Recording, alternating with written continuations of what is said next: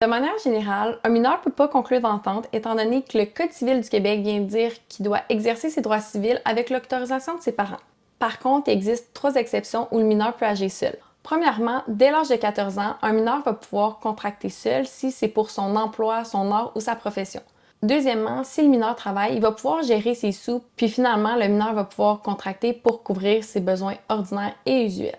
Par là, on entend tous les achats courants, donc s'acheter des vêtements, s'acheter des dentifrices, toutes ces choses-là. Par contre, il y a certaines situations qui ne sont pas considérées comme des besoins ordinaires et usuels. Puis même si le mineur va travailler, il ne va pas pouvoir utiliser ses sous pour payer ça.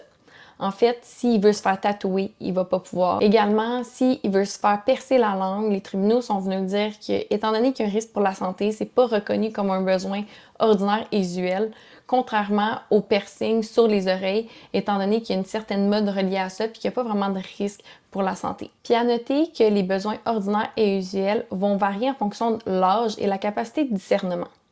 Donc, de manière générale, un mineur ne peut pas conclure d'entente seul, mais il existe certaines situations où il peut le faire, mais il doit respecter la limite des besoins ordinaires et usuels.